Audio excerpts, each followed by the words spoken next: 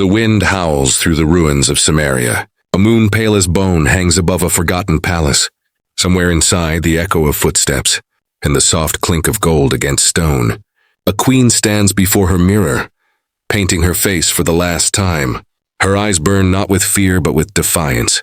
Outside, the prophecy she mocked for years finally awakens. Dogs howl in the distance.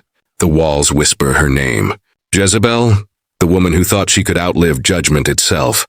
Before we continue, tell me, where are you watching from today? Drop it in the comments. And if stories like this one move your heart, make sure to subscribe. Imagine standing on the scorched earth of ancient Jezreel.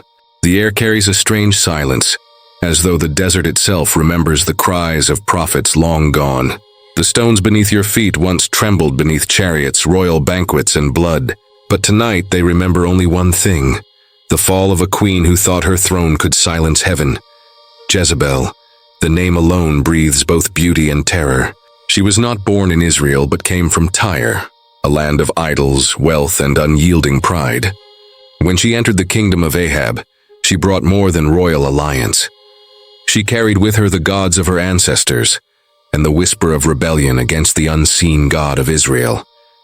History remembers her as wicked, but look closer, and you will find something more human and more haunting. Behind the crown and painted face was a woman consumed by the illusion of power.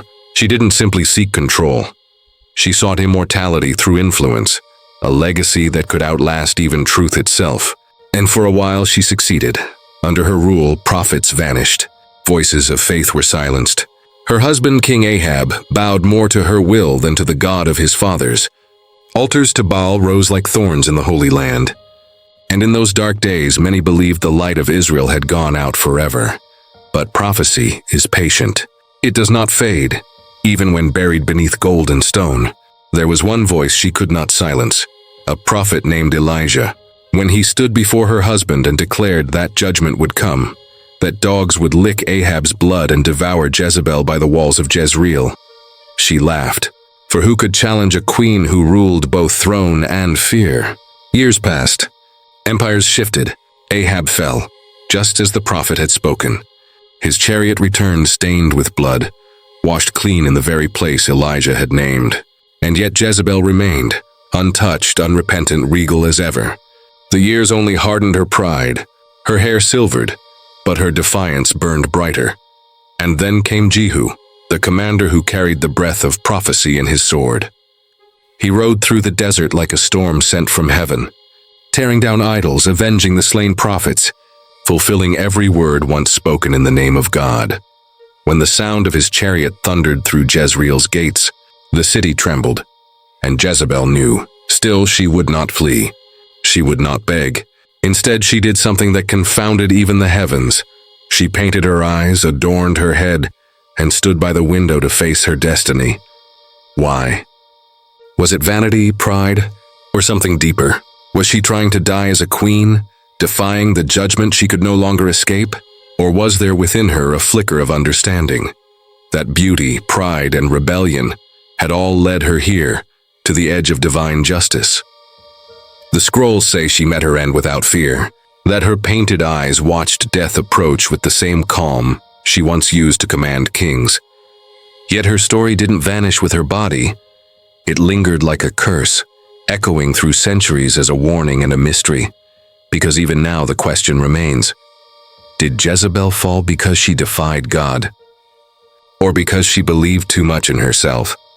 Was her destruction divine punishment, or the final unraveling of a soul that mistook power for eternity?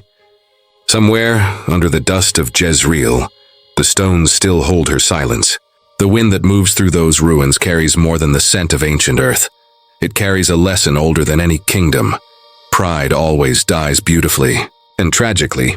But what if I told you the truth was hidden in plain sight all along? Before Jezebel was a queen, she was a daughter of the sea. The waves of Tyre whispered her name long before the prophets of Israel cursed it. In her homeland, the scent of salt and incense hung heavy in the air. Temples of ivory rose above markets filled with purple dye, gold idols, and the endless hum of foreign tongues. It was a city that believed itself eternal, untouched by time, protected by the favor of Baal. The storm god. Her father, Ethbaal, was both king and high priest, a man whose power was carved not by swords, but by devotion to the divine forces of the sky. To him, Jezebel was not merely his child. She was a living covenant between throne and altar. From her earliest breath, she learned that power is not inherited. It is invoked. The priests of Tyre taught her that gods demand offerings, not obedience. That divinity could be swayed by blood, by fire, by ritual. And so Jezebel grew in a world where holiness was bought, and miracles could be commanded. Her faith was not soft. It was fierce, sensory, and tangible. The wind that tore through the temples of Baal felt to her like proof that her gods were real, that they answered those who dared to summon them. When lightning struck, she did not tremble. She smiled, for in her eyes power was the truest form of worship. Years later, when whispers came from the east, from the hill kingdom of Israel, of a union that could strengthen two thrones, Jezebel accepted her destiny not as a bride, but as a conqueror. She would not merely marry a king. She would reshape a nation. When she entered Samaria, the air felt different, lighter, thinner, almost too pure. The Israelites spoke of one God, unseen yet omnipotent, one whose name could not even be uttered in vain. To Jezebel, this faith felt fragile, too abstract, too humble to hold power. A god without idols, without fire, without visible proof. How could such a deity rule a people? So she brought with her the fire of Tyre. She built altars, temples, and shrines. She filled the air with incense, and the sound of Baal's prophets chanting from dawn to dusk. At first the people resisted, then they adapted. For gold flowed under her hand, crops flourished under her prayers, and even the rain seemed to obey. Ahab, the king she married, was gentle and uncertain, a man who mistook passion for devotion. He loved her not for her faith but for her flame. He watched her pray and believed her gods must be powerful, because she herself was unstoppable. In his eyes, she was not a woman to be questioned, but a force to be feared and admired. Under her influence, Israel began to change. The altars of Yahweh, once bright with sacrifice and smoke, grew cold. Prophets disappeared, and those who still spoke in the name of the Lord were hunted, silenced, or driven into caves.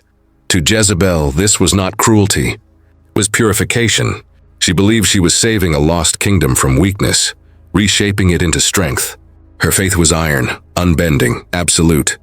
And yet beneath the surface, something ancient stirred. Prophecy does not sleep even when buried beneath idols. One night, a storm unlike any other tore across the valley. The heavens flashed and the earth shuddered. Lightning struck the hill where Jezebel's new temple stood, scorching its gates. The priest said it was Baal's fury against the disbelievers. But in the silence after, some whispered a different fear, that the God of Israel had seen and had answered. It was around this time that Elijah appeared, a man whose eyes carried both fire and sorrow.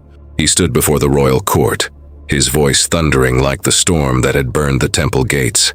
"As the Lord lives," he said, "there shall be neither dew nor rain these years except by my word." The court laughed. Jezebel watched from her throne, her expression calm, curious, almost amused. She had seen priests convulse, prophets scream, kings kneel. But this lone wanderer, dressed in rough garments, spoke as though the heavens themselves bowed to him. And then the rain stopped. Days became weeks. Weeks turned into months. The skies, once loyal to Baal, became brass. Fields cracked. Wells dried. Animals fell silent. Jezebel's priests prayed, danced, bled. But the heavens gave nothing. The sun scorched the land mercilessly, and the laughter in Samaria turned to fear. Still, Jezebel did not yield. She called for more rituals, more offerings, more sacrifices. "Baal will answer," she said. "He must." But Baal remained silent. In the dark of her private chambers, even Jezebel began to feel the weight of the drought pressing through her walls. The gold ornaments no longer gleamed as before. The flowers in her gardens withered.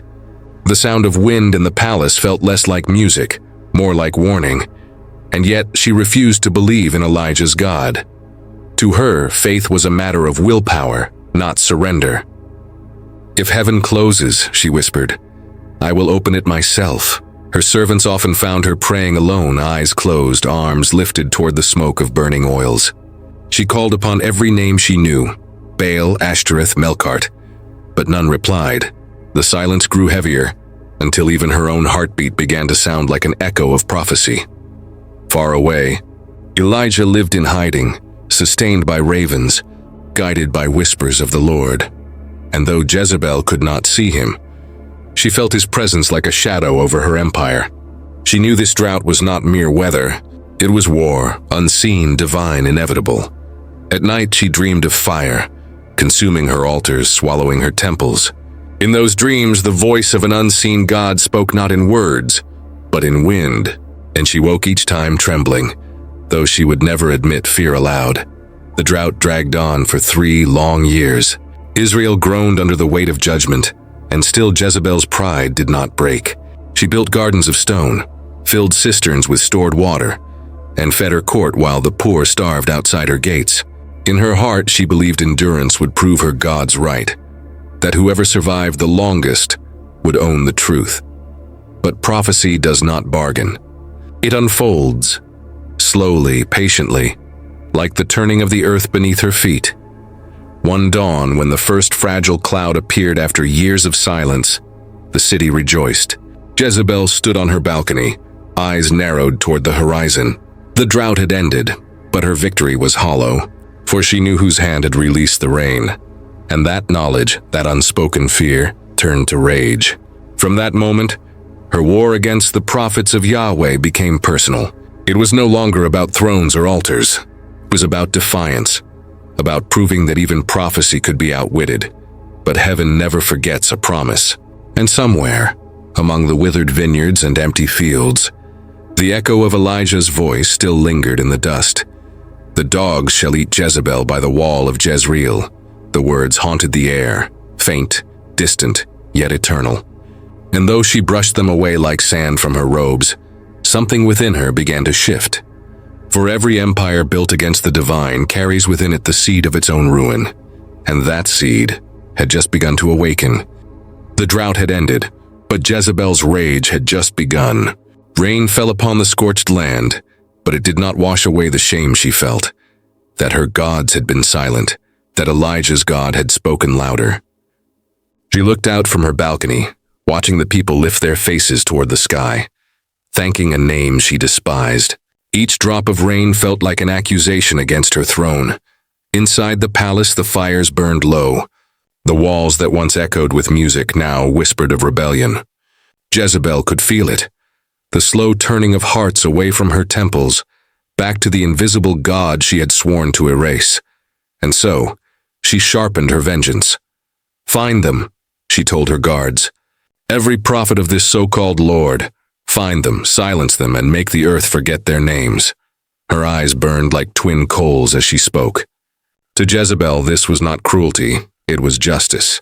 She believed she was restoring balance, defending the gods who had made her powerful. But prophecy and power do not share the same throne. Across the land, the faithful hid in caves, their prayers whispering through the cracks of stone. Elijah vanished again, following the unseen call of the divine. Rumors spread like smoke, that he had been taken by angels, that he had vanished into the wilderness to speak with God himself. Jezebel mocked the stories, yet her dreams betrayed her.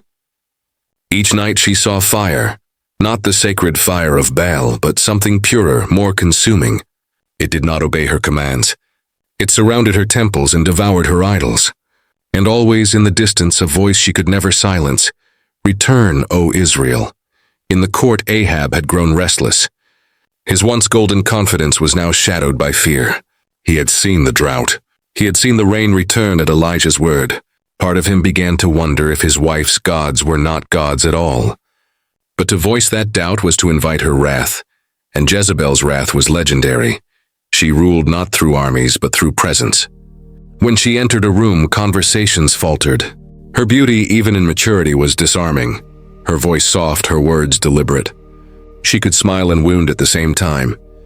The people feared her because she never raised her voice. She simply made silence unbearable. Yet even Jezebel knew something was shifting beyond her control. The wind that once carried the scent of incense now carried the cries of rebellion. And then, one morning, word reached her. Elijah had returned. He had stood before Ahab again, calm and unshaken, declaring a challenge so audacious it shook the kingdom. "Send for the prophets of Baal and Asherah. Meet me on Mount Carmel. Let the God who answers by fire, he is God." When Jezebel heard those words, she laughed. The sound was sharp, echoing off the marble walls. "Fire," she said. "He dares to claim fire. Fire belongs to Baal." But deep within, something in her faltered, for she remembered her dreams, the fire that refused her command. Still, pride is louder than fear. She gathered her prophets, 400 for Asherah, 450 for Baal. They ascended Mount Carmel in a river of color and chanting, drums beating like war cries against the sky. The mountain loomed high above the plains, its summit veiled in smoke and wind. The people followed, drawn by curiosity, by fear, by hope. Some still believed in Baal's storm, others in the God Elijah served. The air was electric, not with faith but with tension, as though heaven itself leaned closer to watch. At the mountain's heart stood Elijah, alone, calm, his robe whipping in the wind. Ahab sat upon his chariot, uncertain, torn between his queen and the prophet who had spoken with thunder. Jezebel did not go to Carmel. She watched from her palace, surrounded by her idols, listening to the distant drums. She believed her priests would humiliate the prophet, that the fire would come, and Elijah's God would vanish in smoke. But prophecy does not need witnesses to unfold. The day grew long. Baal's prophets shouted, danced, cut themselves until the ground was slick with blood. Their cries rose with the heat, but the heavens remained silent. The sun burned mercilessly above them, as though mocking their desperation. Then Elijah stepped forward. He rebuilt an old forgotten altar, 12 stones, one for each tribe of Israel. He poured water over the sacrifice until it overflowed, drenching the wood, the ground, even the trench he'd dug around it. The crowd murmured. Was he mocking the fire he demanded? And then he prayed, not with frenzy, not with ritual, but with quiet conviction. "Lord God of Abraham, Isaac, and Israel," he said, "let it be known this day that you are God in Israel, and that I am your servant." And in that stillness, it happened. Fire descended from heaven, not a spark, not a flame, but a torrent of light, roaring, consuming, holy. It devoured the altar, the wood, the stones, the water, even the dust beneath their feet. The people fell on their faces, crying out, "The Lord, He is God! The Lord, He is God!" Far away in her palace, Jezebel felt the tremor. The air shifted. Her incense bowls cracked. The torches along her corridor flickered as though bowing to something unseen. And in that flicker, for the briefest moment, she felt it. A chill, a whisper, a presence greater than all her gods combined. She rose, her heart pounding, her lips trembling with fury. "No," she whispered. "No, this cannot be." By evening, the news reached her. Her prophets had fallen by the sword. The river at the foot of Carmel ran red with their blood. The people had turned. Baal's altars lay in ashes. Jezebel's silence that night was more terrifying than her anger. Ahab returned pale and shaken, speaking not of victory but of revelation. "The Lord," he said, his voice hollow, "the Lord has shown himself." She turned to him slowly. Her painted eyes gleamed with cold fire. "Then may the Lord himself witness what I shall do," she said. Her voice was soft, almost tender, but Ahab shuddered, for he knew what followed would not be mercy. Before dawn, a messenger was sent, not to beg, but to threaten. "Tell Elijah," she said, "that by this time tomorrow he will be as one of them."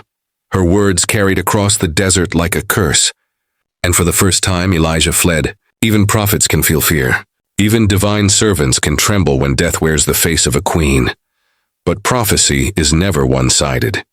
As Jezebel's rage burned, something invisible began to move, the slow gathering of destiny. The same fire that fell on Carmel now waited beyond her sight, patient, divine, and unstoppable.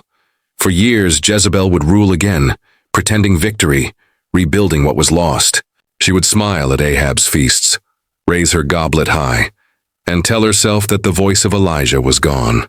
But every storm, every flicker of lightning, every whisper of wind through the palace corridors reminded her of that day. The day heaven answered and refused to be forgotten. Even the dogs in the courtyard howled differently at night, as though they sensed something she did not, that the prophecy she tried to destroy had already taken root beneath her very feet. And though her mirrors still reflected beauty, and her throne still shone with gold, a faint crack had appeared in her empire, invisible, but fatal, for prophecy always begins in whispers, before it ends in fire. The kingdom did not collapse overnight. Evil rarely falls in thunder. It crumbles in whispers. After Mount Carmel, Jezebel walked through her marble halls as though nothing had changed. The scent of incense still filled the air, the idols still stood tall, and her attendants still bowed low. But something unseen had shifted. The walls that once echoed her commands now seemed to listen instead, as if they were waiting for her to hear what she would not admit. For days, she felt eyes upon her. Not mortal eyes, but something vast and silent, watching from the corners of her vision through cracks of light and shadow. When she looked into her mirror, she thought she saw a flicker, not her reflection, but something beyond it.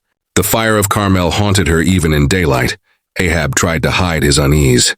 He returned to his duties as king, but his heart was no longer his own. He had seen the fire descend, heard the cries of the people, and watched Elijah's God do what Baal could not. Yet pride and fear are twin chains, and he wore them both.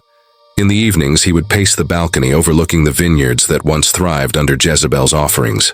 "If the Lord is God," he whispered one night, "then what are we?" Jezebel heard him. Her voice came from the darkness, soft and calm. "We are rulers, my love. Kings and queens are not judged by heaven. We are heaven to those who serve us." Her tone was honeyed, but her words carried venom. She could not allow weakness, not in him, not in herself. For if Ahab bent his heart toward Elijah's God, the throne would crumble, and her legacy would vanish like smoke. And so she wrapped her husband's doubt in comfort and deceit. She spoke of rebuilding the temples, restoring Baal's honor, strengthening their rule. Yet even as she spoke, the fires she denied were already burning again. This time not on the mountains, but in the hearts of the people. Years passed, and Jezebel's empire grew brittle under its own grandeur. The gold tarnished, the idols cracked, the songs in the temple grew fewer. And then came Naboth. He was a simple man, owner of a vineyard near the palace.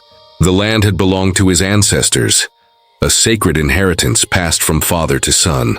Ahab wanted it. He offered silver in trade, but Naboth refused. "The Lord forbid that I should give the inheritance of my fathers to you," he said. It was not rebellion. It was faith. But to Jezebel it was insult. She found Ahab sulking in his chambers, his spirit heavy. "Why do you mourn?" she asked. He told her of Naboth's refusal. Her lips curved into a cold smile. "You are the king of Israel. Do you now govern as a beggar?"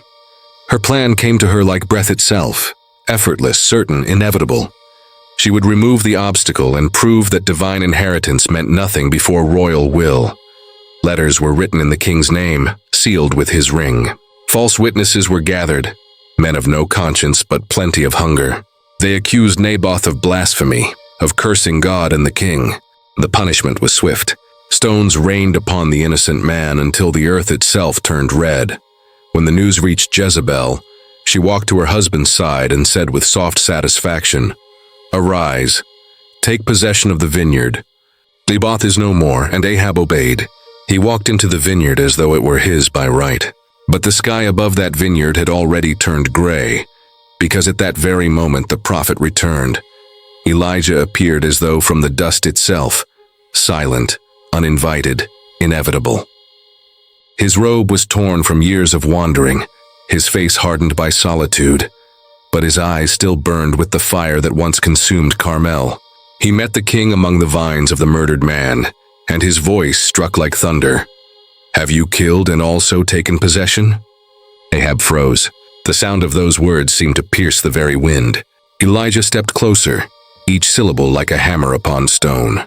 "Thus says the Lord, in the place where dogs licked the blood of Naboth, dogs shall lick your blood, even yours."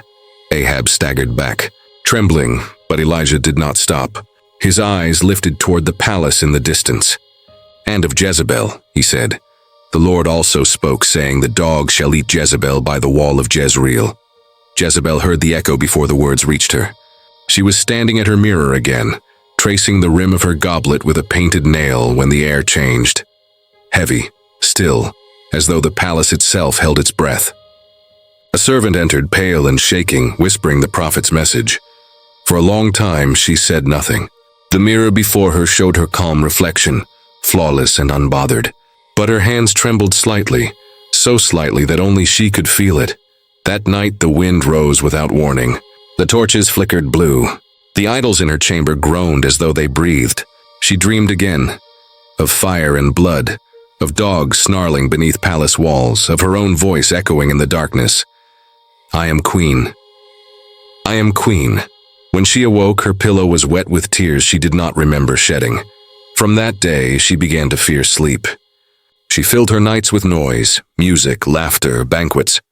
Anything to drown the sound of the prophecy she refused to acknowledge, but even as she denied it, the pattern unfolded.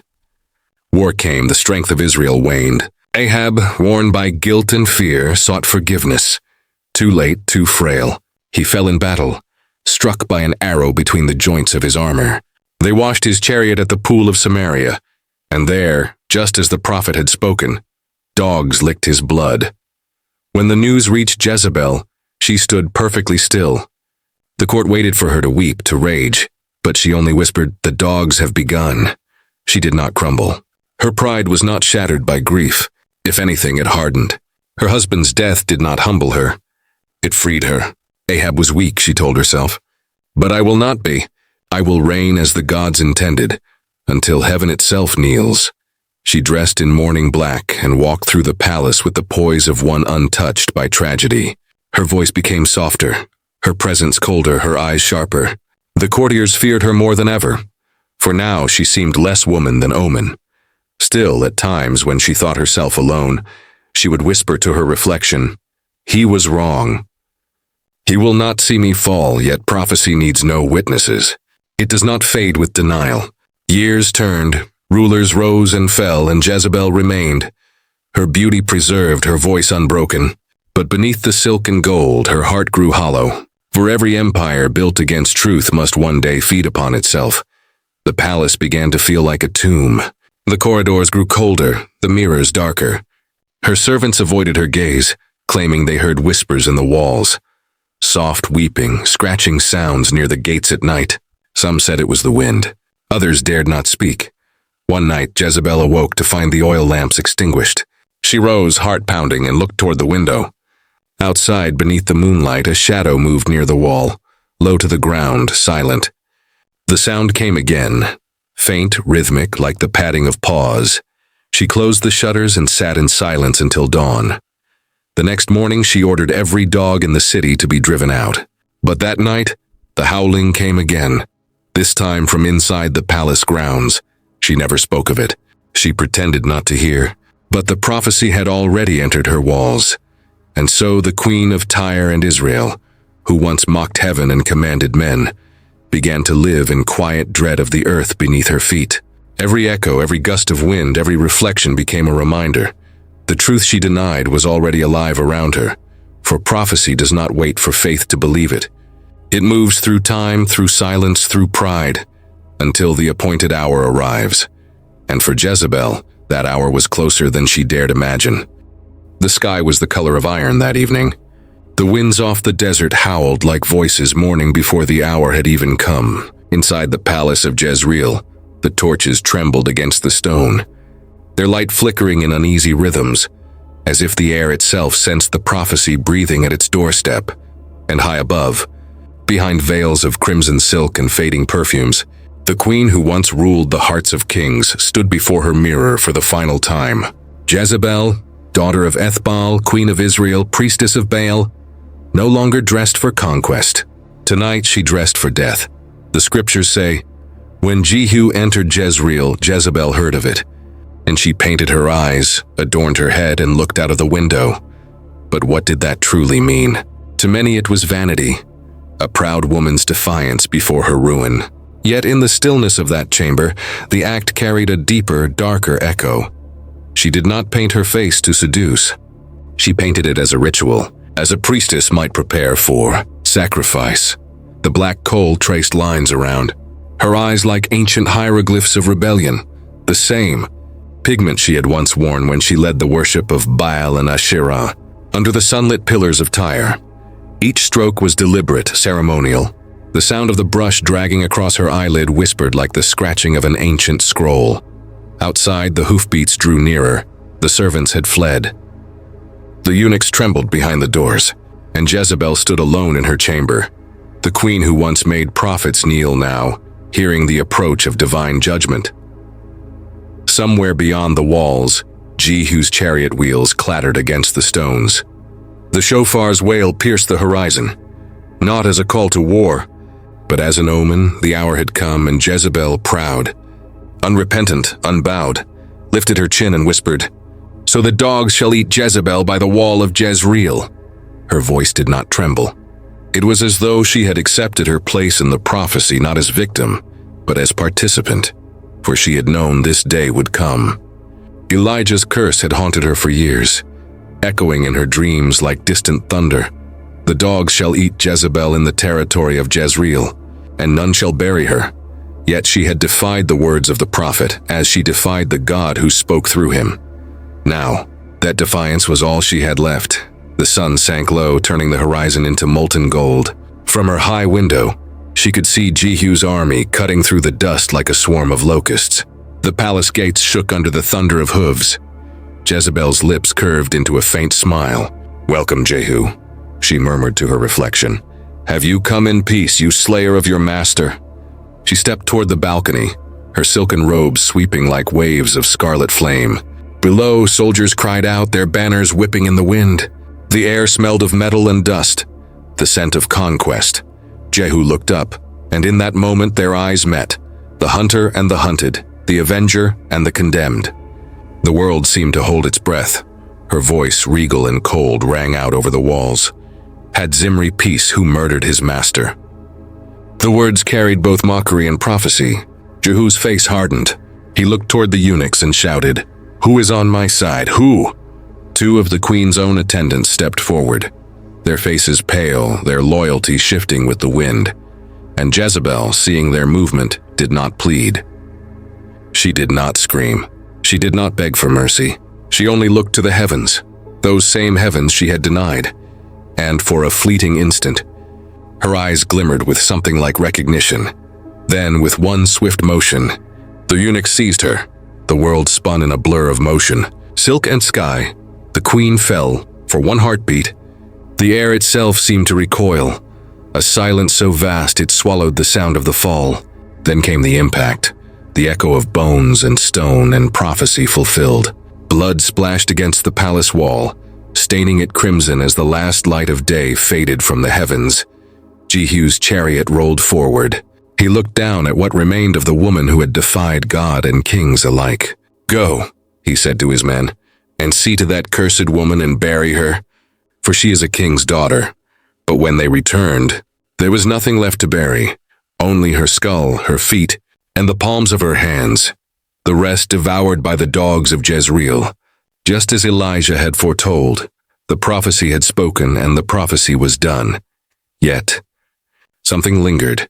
The people whispered that night that the wind carried her voice, not in pain but in pride, as though her spirit refused to vanish quietly. The dogs that fed on her bones howled beneath the moon, and their howls were said to echo her laughter. The palace of Jezreel grew cold. The torches would not stay lit, and for generations afterward, the place was said to be haunted, not by a ghost, but by a presence. They said that sometimes, when the desert winds blew through the ruins, you could hear the faint sound of bracelets clinking, and smell faint traces of foreign perfume. The priests who came after Jehu ordered the walls cleansed and the blood washed away, but no amount of water could erase the mark. The stones had absorbed the prophecy. They had become part of it. And so Jezebel's story, one of pride, defiance, and divine justice, became a warning whispered in the temples and marketplaces of Israel, that no throne stands against heaven forever. Yet even among the prophets, some wondered, was her end pure punishment or something deeper? Did Jezebel, in her final act of defiance, embrace her fate as a mirror of her own prophecy? After all, she painted her face knowing she would die. Perhaps she meant to meet her God, the one she denied, dressed not in fear, but in dignity. Perhaps she understood that pride, once absolute, cannot kneel even before death. And that is where her legend burns brightest, in that final moment between rebellion and ruin. The queen who would not bow, even as the world turned against her. The queen who looked her prophecy in the eye and met it. But prophecy is never truly complete, is it? Because the fall of Jezebel was not only hers, it was Israel's turning point, a mirror held up to every soul that forgets humility before the divine. The spirit of Jezebel did not vanish. It lingered, not as a phantom, but as a warning. In the centuries that followed, her name became a symbol whispered with fear and fascination. The Jezebel spirit, not merely a woman's pride, but a spiritual rebellion that seduces power, manipulates truth, and paints beauty over decay. And just as the queen once did, humanity continues to repeat her story, adorning pride as virtue, mistaking defiance for strength. Every time a heart paints over guilt with glamour, every time a soul chooses the mirror over repentance, Jezebel lives again. And perhaps that is the truest part of her curse. The dogs of Jezreel may have eaten her flesh, but her spirit, the echo of her rebellion, still prowls the earth, wearing new faces, speaking new words, and whispering the same defiance. I will not bow. The ancient scrolls close with silence. The winds rise again, sweeping through the ruins. The moon glows pale over the land once soaked with royal blood. And somewhere, far away, a prophet's voice still echoes across the ages, not in anger, but in warning. Pride always dies beautifully. And tragically, the desert never forgets. Even after centuries, it keeps the memory of fire, blood, and prophecy buried beneath its sands, whispering only to those who dare to listen. And so, long after Jezebel's body was devoured by the dogs of Jezreel, long after her palace crumbled and her lineage was erased from the royal scrolls, something remained. Trace, a presence, a question that time refused to bury. Archaeologists who have walked the ruins of Jezreel say the earth there feels different. The soil redder than the hills around it. The air still and heavy, as though waiting for a voice to speak again. Some have claimed that under certain moons, when the night turns pale and silent, the wind carries a faint scent, sweet, perfumed, foreign, the scent of Tyre, the scent of the queen who would not bow. Legends say her spirit never crossed into the realm of the dead. That pride anchored her to the world of the living, not as a ghost but as a force, subtle, silent, unrepentant, a spiritual echo that endures. It was said that in the centuries after her fall, women of strange power would arise in the lands once ruled by Israel.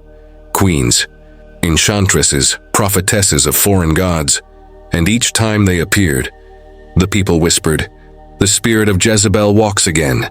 In the ruins of Tyre, an ancient inscription was once found, weathered, broken, its letters almost erased by the sea. It spoke of a queen whose beauty was her armor and her downfall, and of a crown lost but not forgotten. No scholar could say for sure whether it was meant for Jezebel, but the timing, the imagery, the tone, all pointed to her shadow stretching across centuries, because Jezebel was never merely a woman. She was a symbol, the embodiment of power divorced from humility, faith replaced by self-worship, and symbols do not die, they transform. In one of the lost scrolls of Eusebius, there is a curious line written in Greek. The woman who painted her face to meet death will not sleep until all mirrors are shattered. Scholars have debated its meaning for years, but mystics believe it refers to Jezebel's spirit, forever reflected in humanity's vanity and hunger for control. Each generation that forgets divine order summons her back, in spirit if not in name. The prophets warned of it in Revelation. The woman called Jezebel who teaches and seduces my servants. Not the same Jezebel of Israel's past, but a mirror, a shadow, the same rebellion, reborn in new flesh. Perhaps it is not her ghost that haunts us, but her pattern, the pattern of pride that paints over guilt, the defiance that refuses to repent, the illusion that beauty and power can silence truth. In the ruins of Jezreel, A team of researchers once found fragments of ivory carvings, pieces of furniture likely belonging to Ahab's palace. Among them, a small ivory disc depicting a woman's face, her eyes outlined in black. The archaeologists cataloged it without comment, yet one of them noted privately in her journal, "It looks like a queen preparing for judgment." The artifact rests now in a museum, sealed behind glass illuminated by a single beam of light. Tourists walk past it daily, unaware that the face staring back through the centuries once looked down from a window and met her destiny head-on. But some, the sensitive ones, say the eyes seem alive, as though still watching, and that, perhaps, is where her legacy hides, not in the ruins of her palace, but in the human heart that gazes into the mirror and mistakes reflection for divinity. For every age has its Jezebel, every empire that trades righteousness for pride, every soul that crowns itself king over conscience, walks the same path toward the window. That's the hidden continuation of her story, the prophecy that never ended. When the prophets spoke of her, they were not merely condemning a woman.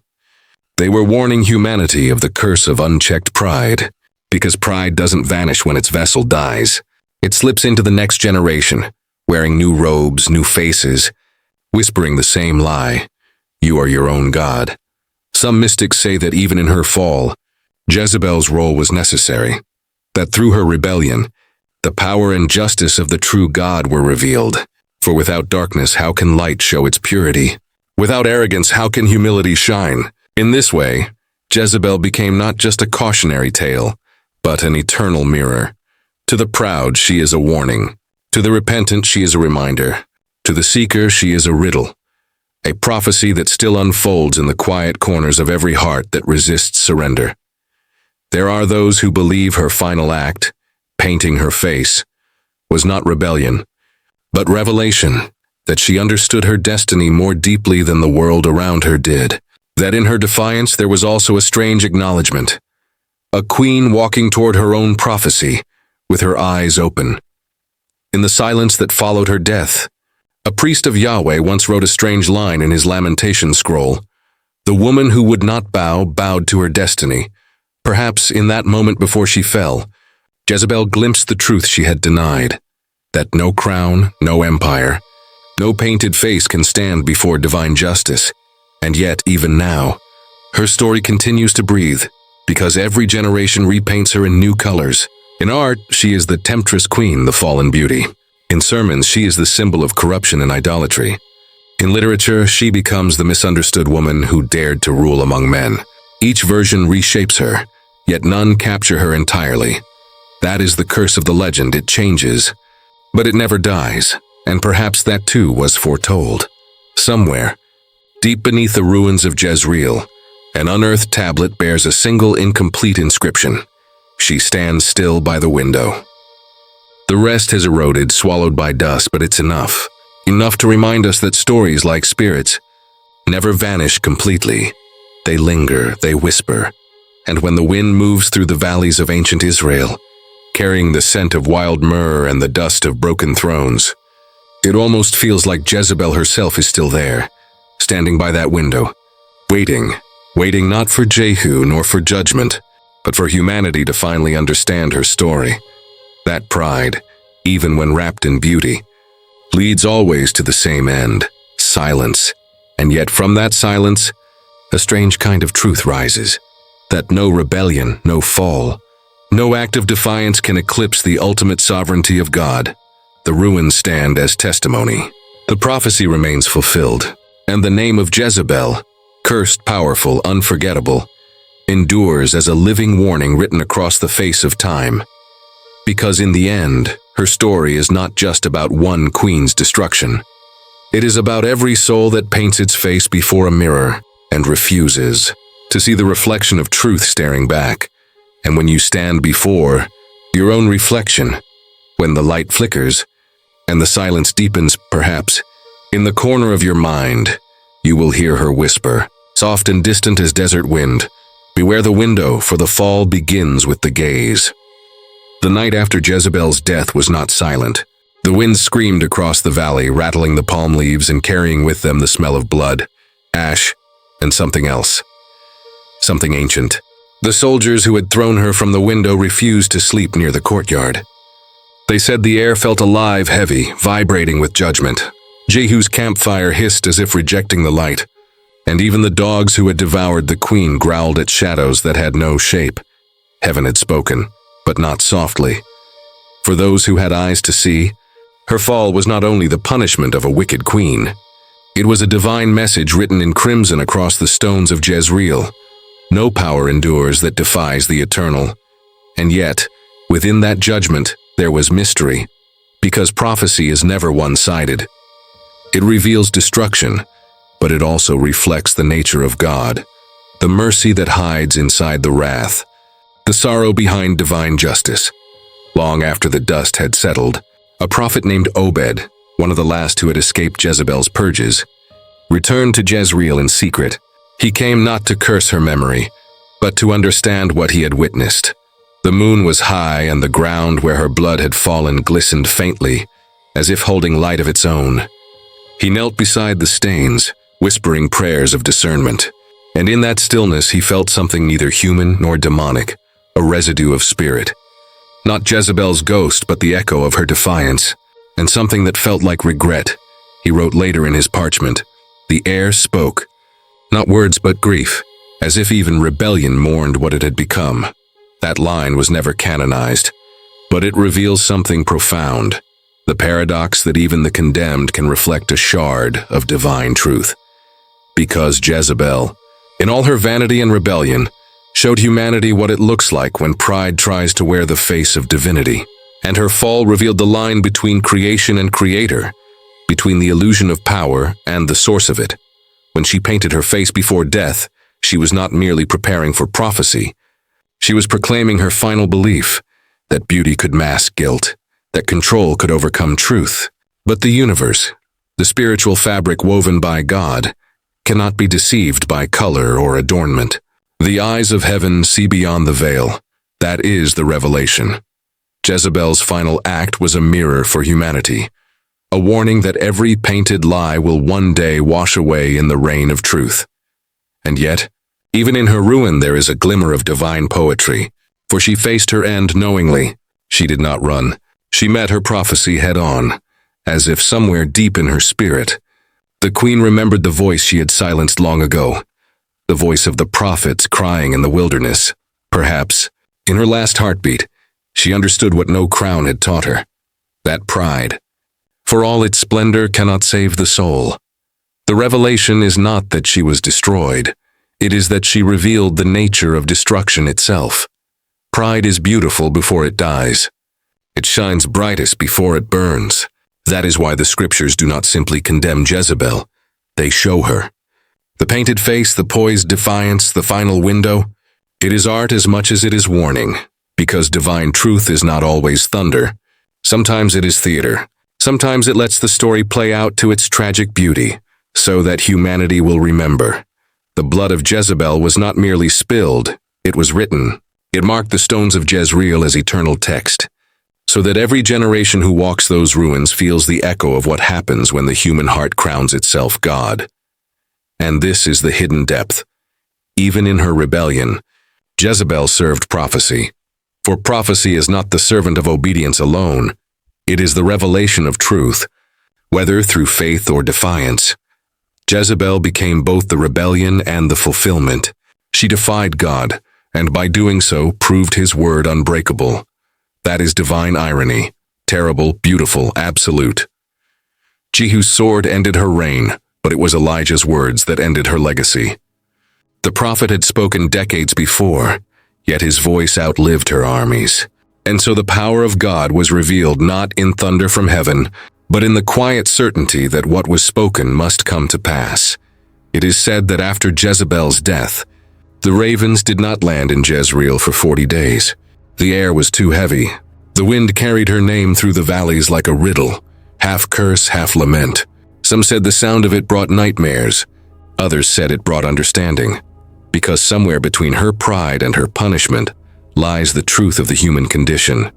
We are drawn to our own reflection, even when it destroys us, and perhaps that is why her story survives, because it's not just about her, it's about us, the face in the mirror, The power we chase, the voice we ignore. Jezebel is humanity painted in prophecy, our beauty, our defiance, our fall. But revelation does not end in ruin. Every judgment in Scripture is also an invitation.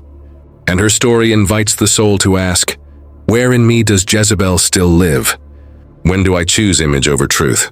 When do I silence the prophetic voice that warns me to change? When do I stand at my own window, painted, poised, and blind to the fall below? That is the purpose of her legacy, because the fall of Jezebel was not meant to end with her death. It was meant to awaken those still living, to remind every kingdom, every heart, that no throne built on pride will stand forever. And yet, within that terrible revelation, there is mercy. For just as prophecy fulfilled brings destruction to the defiant, it brings renewal to the humble. The story of Jezebel ends in blood, but the story of God continues in grace.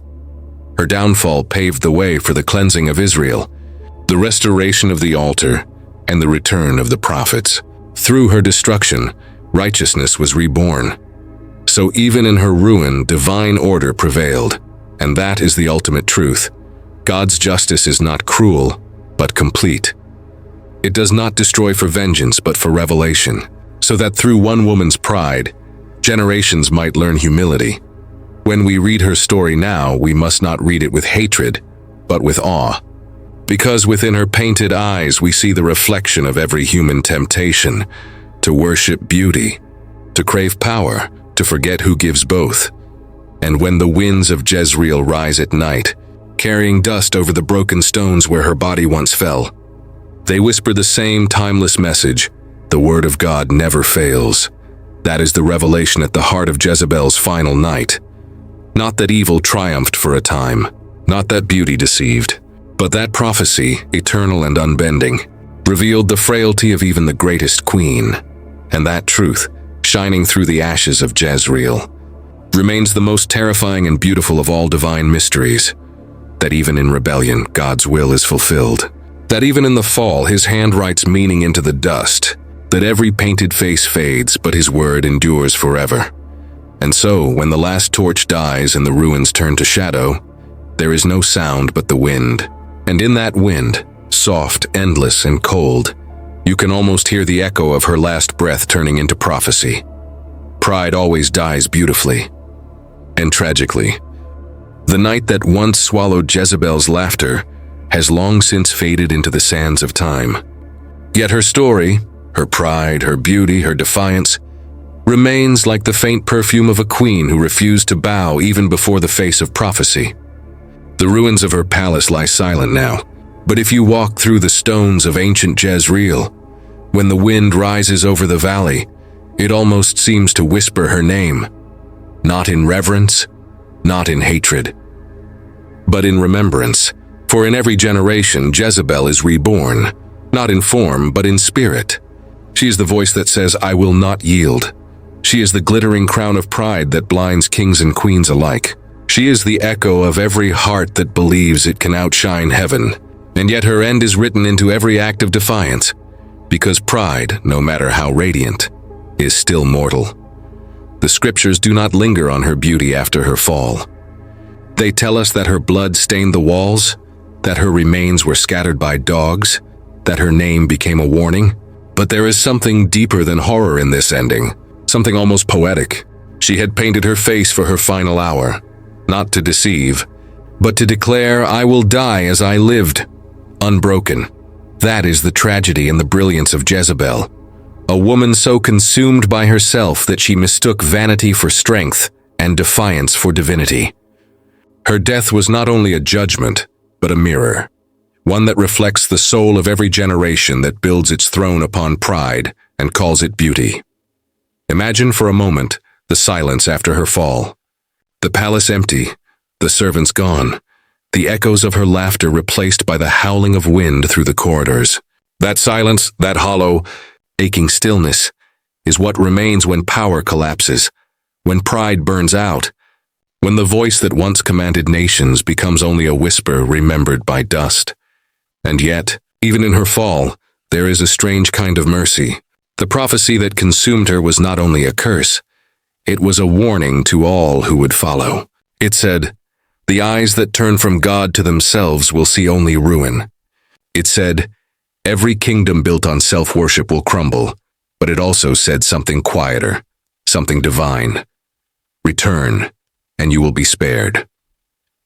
The story of Jezebel is not told to condemn, but to awaken. It reminds us that the human heart, no matter how proud, how stubborn, how lost, still beats with the chance to turn back. Even in the shadow of prophecy, there is always light waiting to be found. For those who study the scriptures, Jezebel's tale stands as one of divine order restoring balance. Where false gods rise, truth will answer. Where manipulation reigns, justice will follow.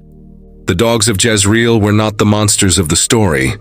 They were instruments of cleansing, as the natural world itself turned against deceit.